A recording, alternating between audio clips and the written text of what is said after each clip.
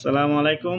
আমরা যারা 27 তারিখকে রজবের 27 তারিখকে শবে মেরাজ উদযাপন করি, আমাদের এই উদযাপনের কোনো ভিত্তি নাই। আমার কথা না, ইবনে হাজার আসকালানী রাহিমাহুল্লাহ বলেছেন যে অনেকে এটা করে, কোনো ভিত্তি, গ্রহণযোগ্য কোনো ভিত্তি নেই। ভাইরা আমার, মাস তো বটে, সনটা পর্যন্ত সাহাবীরা ফিক্স করে দিয়ে গেছেন, এমন কোনো বর্ণনা পাওয়া যায় না। অনেকে বলেছেন রমজান মাসে মেরাজ হয়েছে, অনেকে বলেছেন রজব মাসে হয়েছে, অনেকে বলেন জিলকদ মাসে হয়েছে, অনেকে বলেছেন রবিউল আউয়াল মাসে হয়েছে। এই সবগুলোর ব্যাপারে মুআররিখিন এবং ইতিহাসবিদদের, মুহাদ্দিসদের মন্তব্য আছে। বিধায় 27 রজব মেরাজ হয়েছে এই মর্মে কোনো বিশুদ্ধ বর্ণনা নাই। এটা হলো প্রথম কথা। নাম্বার 2, দ্বিতীয় কথা হলো মেরাজ রাসূল আকরাম সাল্লাল্লাহু আলাইহি ওয়াসাল্লাম জীবন হয়েছে হিজরতের আগে মক্কা, এরপরে তিনি মদিনায় হিজরত করে আসছেন, আর অনেক বছর বেঁচে ছিলেন, সাহাবীরা বেঁচে ছিলেন, খোলাফায়ে রাশিদিন বেঁচে ছিলেন। প্রতি বছর একবার করে একটা রাতকে মেরাজের রাত হিসেবে উদযাপন করা, রাতে আমল করা, দিনে রোজা রাখা, এর কোনো বর্ণনা না রাসূল আকরাম সাল্লাল্লাহু আলাইহি ওয়াসাল্লাম থেকে প্রমাণিত, না খোলাফায়ে রাশিদিন থেকে সাব্যস্ত, না সাহাবায়ে کرام থেকে সাব্যস্ত। কথা কি বুঝতে পারছি? কোনো বিশুদ্ধ হাদিস থেকে এরকম কোনো কিছু প্রমাণ হয় না।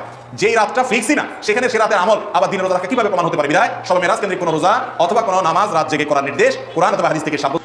27 রজব নবীজির মেরাজ কোন কোন দলিলে আছে, কোন কোন কিতাবে আছে, আমি বেশি না 10টা কিতাবের নাম বলে দিই, আপনারা মনোযোগ দিয়ে শুনবেন, মোবাইলে রেকর্ড করে রাখেন। হ্যাঁ, 1 নম্বরে হাফিজুল হাদিস ইমাম মহিউদ্দিন নববী, যিনি শারিহে মুসলিম রহমাতুল্লাহ আলাইহি, তিনার লেখা কিতাবটার নাম রওদাতুত তালিবিন। 2 নম্বরে হাফিজুল হাদিস ইমাম আব্দুল গনি ইবনে সারুর আল মাকদিসি রহমাতুল্লাহ আলাইহি, তিনার কিতাবটার নাম হলো সিরাতে নববিয়্যাহ সাল্লাল্লাহু আলাইহি ওয়াসাল্লাম।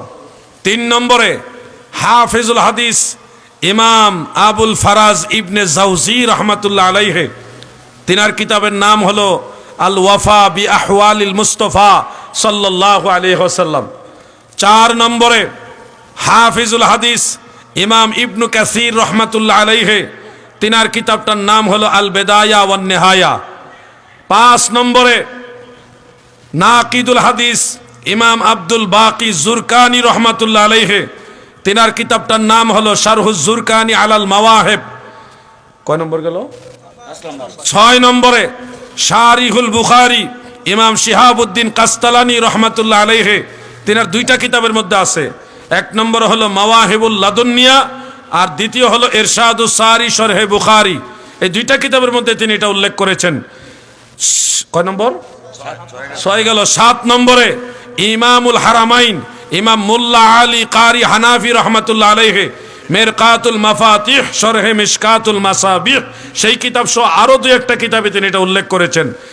এরপরে 8 নম্বরে আরব আজবের সর্বস্তরের মান্যবর একজন মুহাদ্দিস, নাকিদ পর্যায়ের মুহাদ্দিস ইমাম আল্লামা আব্দুল হাই লাখনভী রহমাতুল্লাহ আলাইহি, তিনার কিতাবটার নাম হলো আসারুল মারফুআ বি আখবারিল মাওদুআ। 9 নম্বরে হুজ্জাতুল ইসলাম ইমাম আবু হামেদ গাজ্জালি রহমাতুল্লাহ আলাইহি, তিনার কিতাবটার নাম হলো ইহয়াই উলুমুদ্দিন, একেবারে প্রসিদ্ধ কিতাব। 10 নম্বরে জগৎ বিখ্যাত উমদাতুল কারি শরহে বুখারী, যেটার মুসান্নিফ হলো ইমাম বদরুদ্দিন আইনি হানাফি রহমাতুল্লাহ আলাইহি। এই 10টা কিতাব আমি বলে দিলাম, আরো আছে 10টা বলে দিলাম, আরো আছে।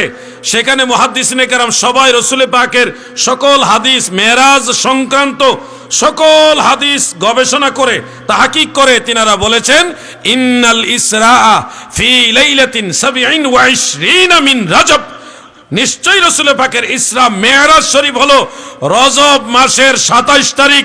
ওয়াহুয়াল আকওয়া, এটাই হলো শক্তিশালী মত।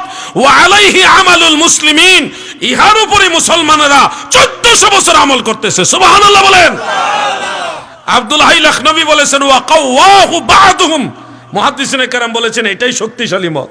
তাহলে 27 রজব নবীজির মেরাজ, এই কথা যারা মানবে না, হয় তারা এই দলিল জানে না, আর না হয় তারা আমল নষ্ট করতে চায়। আমি 11টা কিতাবের নাম বলছি, 10 জন ইমামের নামে।